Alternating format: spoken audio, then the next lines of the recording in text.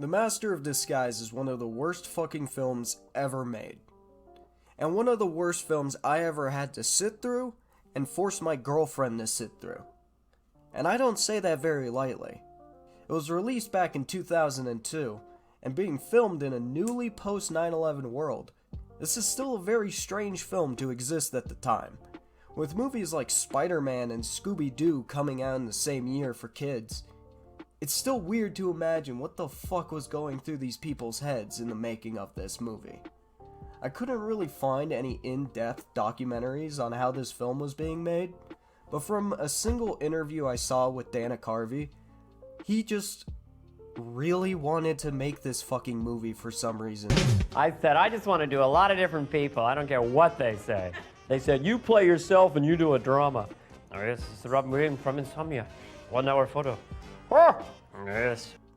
With a Rotten Tomatoes score of 1%, I'm surprised this movie even made it past fucking screen tests. It did, however, win a single award at the 2002 Stinkers Bad Movie Awards, which I've never even fucking heard of, but basically lost in a tie with Kung Pao, Enter the Fist, for the most painfully unfunny comedy of the year. Which, I don't know if any of you have seen Kung Pao, maybe I'll do a video on it next or something, but that makes a lot of fucking sense. In the end though, old Dana Carvey got the last laugh by making up over damn near 3 times the fucking budget with, you won't believe this shit, not even if I show you the fucking facts right here on screen, $43.4 million at the box office. That's over $71 million in today's money. The world's gone to shit ever since, I tell you what. So, the movie just starts out with this weird flipbook credit sequence, which just goes on for way too fucking long. Like, let me try to speed it up for you, because it's just 2 goddamn minutes of this. And then, blah blah lore shit to start the movie, magical powers of disguise, saving the world and whatnot. Wait a minute.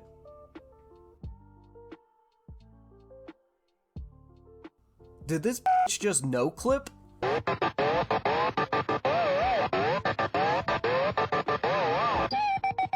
But now we meet the main character of the movie. The Master of Disguise, in fact. Pistachio motherfucking Disguisey. I shit you not, that's his name. They couldn't come up with anything better. Which, this guy is... He's just fucking weird. That's it. That's all it is to his character. He's just fucking weird. But you can't doubt the man for his taste in women.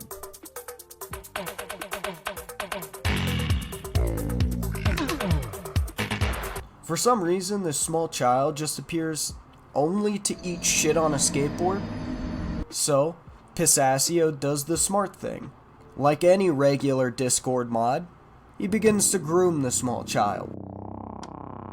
And then these random guys just show up, kidnap his parents, with this one guy getting especially real nice and personal with his mom. Oh yeah. So he does the only rational thing, and calls the police. My name is Pistachio, and Mama's cannoli is here. I'm over here stroking my dick. I got lotion on my dick right now. I'm just stroking. Don't call again. They also do a weird Exorcist reference with a pretty funky remix. His grandfather appears to teach him the powers of appropriating cultures and being unbelievably unfunner.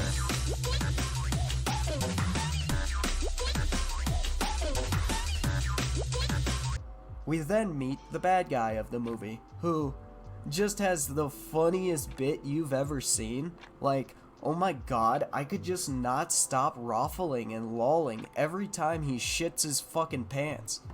Big man, Bowman. We now move on to just a really fucking racist scene. Like, there's no real other way to put it. Like, they went from script to makeup to camera to editor to screen.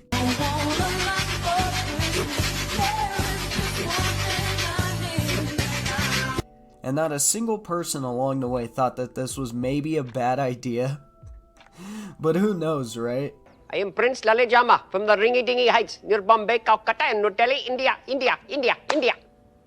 Pistachio and his grandfather then begin to objectify this woman for no other reason than to objectify her. Measurements.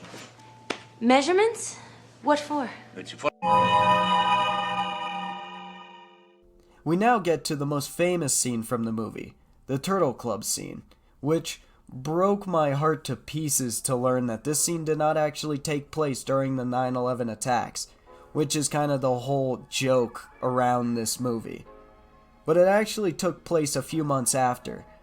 There was a moment of silence held with Dana Carvey in the costume, but the fact that it didn't even happen on the same day arguably makes it worse.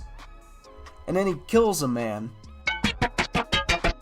falls in love with the girl, and then gets her kidnapped so he can save her from, get this, ninjas.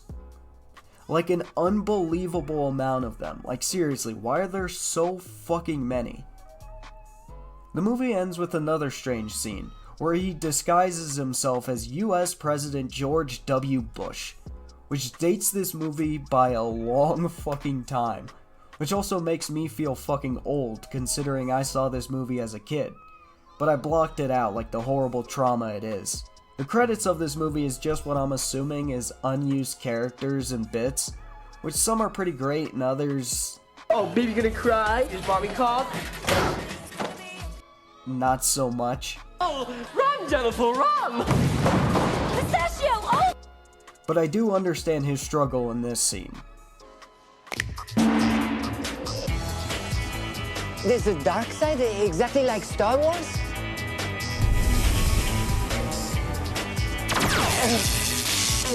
What's going on? Pistachios in grave danger. Pistachio, come back! Come back! Come back! Come back! Come back! The movie finally ends with one more group of people to upset and belittle.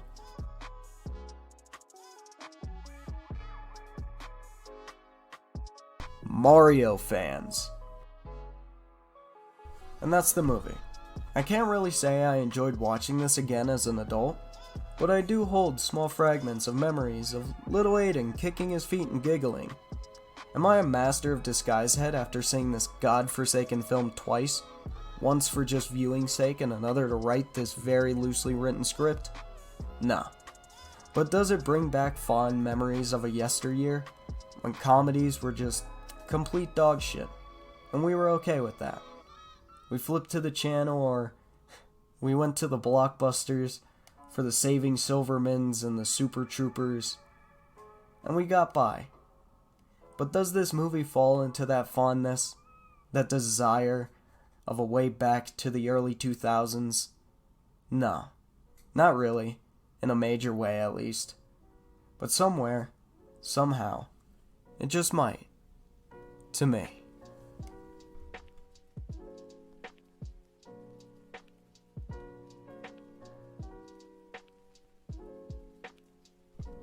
Hey, before you guys go, I just wanted to cut in for a little second. I know I'm not great at uploading consistently, but I don't know. I want to start doing it more.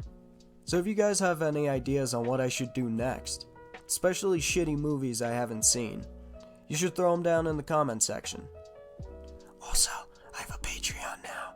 It really helps with making more and better content for you guys. Thank you. Okay, you could go now.